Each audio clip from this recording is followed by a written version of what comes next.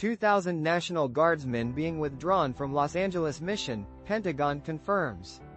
The Pentagon has announced the withdrawal of 2,000 National Guardsmen from their mission in Los Angeles. This significantly reduces the nearly 4,700-strong military presence deployed in early June to protect federal buildings following protests against Immigration and Customs Enforcement (ICE) operations. The decision follows a reported decrease in lawlessness in the city. Many of the Guardsmen received specialized training for perimeter security during ICE operations, but were primarily focused on building protection, not direct law enforcement. Their deployment raised legal questions regarding the use of emergency powers and the potential for federal troops to conduct law enforcement on U.S. soil. The reduction comes after concerns were raised about the impact of the deployment on other vital state services. California is currently in peak wildfire season, and the governor warned of staffing shortages within the National Guard due to the Los Angeles deployment.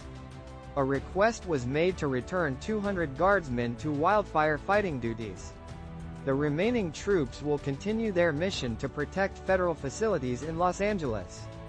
The overall reduction reflects a reassessment of the situation and a lessening of the need for such a large military presence. In our next story, S&P 500 gains and losses today.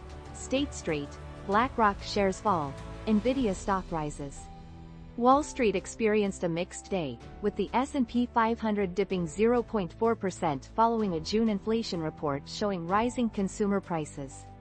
This increase, although in line with economists' predictions, disappointed investors hoping for a rate cut from the Federal Reserve.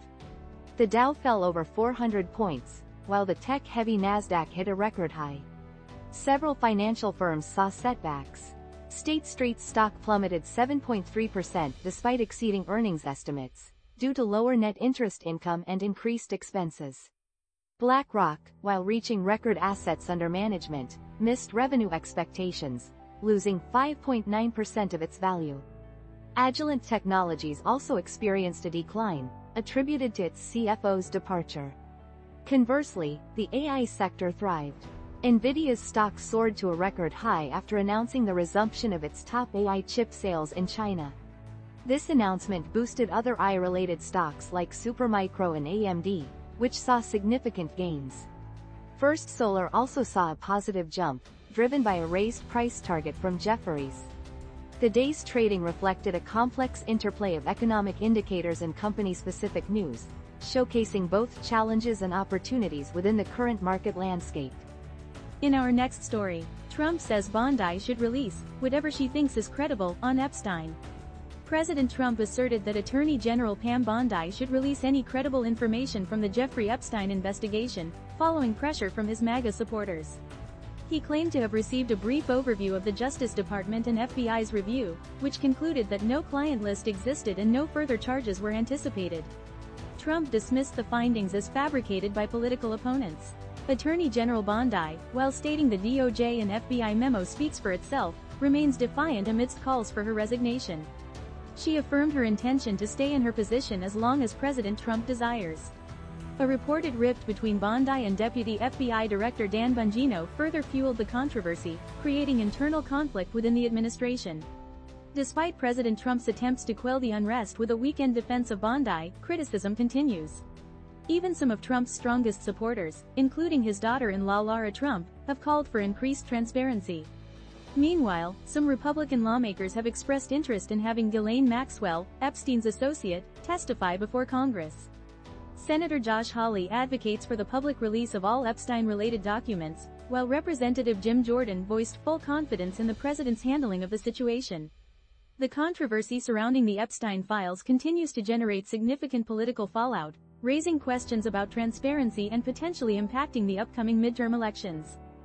In our next story, American Idol music supervisor and husband killed at LA home.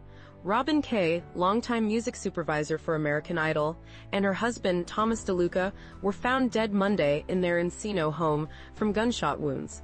Police responded to a welfare check at their residence, discovering the couple deceased. Both were 70 years old. The LAPD's Valley Homicide Bureau is investigating, with no known motive or suspect identified at this time. While a neighbor reported a suspicious person seen scaling a wall at the home on Thursday, and police responded to a call then, it's unclear if this incident is connected to the homicides. American Idol released a statement expressing devastation at the loss, calling Kay a cornerstone of the show since 2009.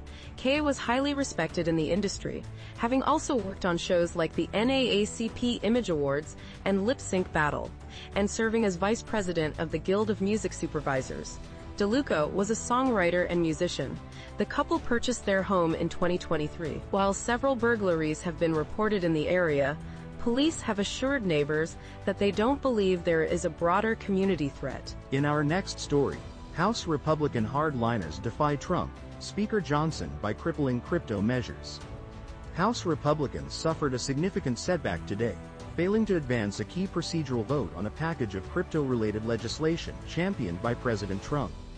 A dozen Republicans joined all Democrats in opposing the measure, resulting in a 196-223 defeat.